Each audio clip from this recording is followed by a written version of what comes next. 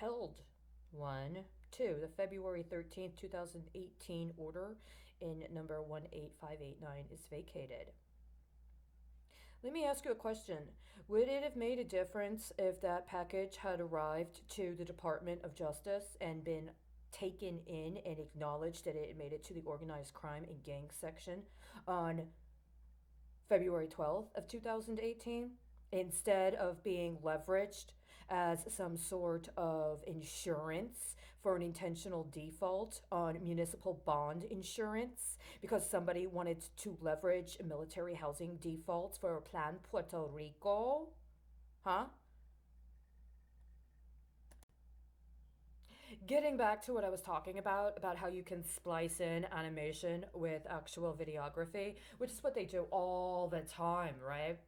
Especially when we're talking about fintech and especially when we're talking about echelon, which I mean, I don't know if you're at the Supreme Court level, you're supposed to know about echelon. There's something in here about being able to appeal a Court of Appeals decision in a military court. I don't know. I mean, sometimes when you read through those books that talk about what the Supreme Court did, they have all these decisions that judges, including individual judges, have made in regards to actual trials that went before the military courts. But I mean, I mean, I'm just drawn that way in somebody's lexicon. But here's a question I have.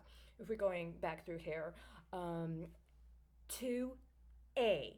In assessing the rescission, the government urges the court to consider not just the contemporaneous explanation offered by Acting Secretary Duke, but also the additional reasons supplied by Secretary Nielsen 9 months later. Judicial review, by the way, 9 months, as I just realized, has a very important timeline around disposal of radioactive waste. That there's actually a law that or a recommendation that was passed concerning how to address members of the military that have been exposed to a radiological incident. And while this law was not passed, I believe it, like other pieces of legislation that weren't passed, were actually used as political hedges by not only the sponsors of those bills, but co sponsors, and actually have a way of being incorporated later into the appropriations processes in manners that can aggregate and accrue over the course of many years. And this specific bill discussed how, and this is, make sure you follow me here, 9 months after the commissioning of a specific commission was supposed to be a report, and then 3 months after the issuance of the report, the commission was supposed to be shut down, which leads me to believe that for 9 months, they can observe how radiological contaminants and radioactive dumps end up impacting the population as long as they make their timeline to have their report. And then after they make their report and they actually do the dump, then they got 3 months to see where it ends up dispersing, and then they shut the commission down. What do you do after that year? Or do you start it all over again? It's almost, you know what it's like? It's almost like a school year. For 3 quarters of the school year, you're in school, but then you have summer break to go play out in the sun, right? You don't think that they would have done something to put those two things together. You don't think that would have anything to do with childcare for the military. No, you don't think that would have anything to do with parent child designations and databases connected to very important foreign assets, including potentially military assets. No. I'm just being speculative, just because Texas has this thing with its Gonzaleses, which isn't the same as whatever Max Cannon had to deal with. But anyway, getting back to the point here. Michigan versus EPA. If the grounds are inadequate, a court may remand for the agency to offer a fuller explanation of the agency's reasoning at the time of the agency action. This is the best part. I love you guys so much for this. Pension Benefit Guarantee Corporation versus LTV Corp. I'm not sure what LTV Corp is, but let me ask you a fucking question, assholes. When you take a more than 300-page report that is supposed to be used in an investigation of racketeering involving trafficking people through the Health and Human Services, which includes, by the way, I know you hate it when this happens, but it actually fucking happens. The children of people that have come to this country seeking to exit political and other kinds of violence, as well as the children of veterans and people that are in the military, together, being trafficked by people that want to put them on drugs so that they can be hooked up into derivative processes for a bunch of gas and oil companies that have their names on the fucking rooms they're supposed to sleep in with their kids. And then you take that package and you use it to fucking cover the ass of a goddamn bankrupt insurance company that's laundering money through its banking operations as part of a global pension hedging scheme that's responsible right now for financing a biological warfare.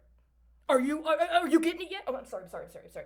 I'm doing that thing again where obviously a Diane has a very important transaction and I'm supposed to help her process it. Although it might be Nancy too. They never got their separations of powers correct or their bicamerality, taken care of appropriately. So let me keep reading and see if I can do it before my brain my optic nerves start to unbraid again. That happens, sometimes that happens. Oh, where are we at?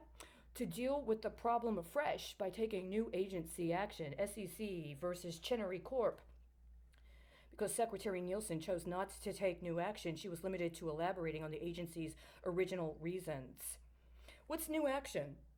Is new action when you understand that there is a 40-year anniversary on a report criticizing problems with the Department of Energy that are absolutely 100% connected to problems that have been reported in the last 4 years as happening within the Health and Human Services Department while people are being trafficked as derivatives for energy companies? And then at some point in the course of that investigation, comes to the realization of the investigator that there was an audit that was produced by the Department of State on October 31st of 2019, the same day that the President of the United States issued an executive order concerning contractor compliance and the cancellation of any previous investigations that were ongoing in connection with that executive order. And also on the same day of an anniversary concerning an older executive order concerning parental leave, or rather benefits connected to parental leave. And did nobody doing any of the background research in connection with this case or the case that was done, the opinion issued 4 days later, just nobody know about that? Did nobody know that was going on?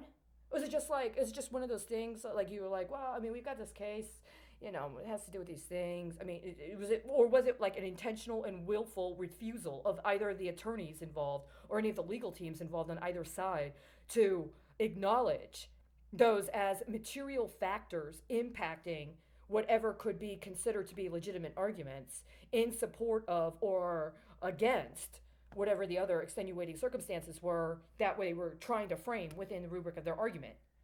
Because I'm sorry, I'm supposed to keep reading. Somebody else has the authority. But her reasoning bears little relationship to that of her predecessor and consists primarily of impermissible post hoc rationalization. 401 U.S. 402 and 420. I mean, you kind of made the point there, right?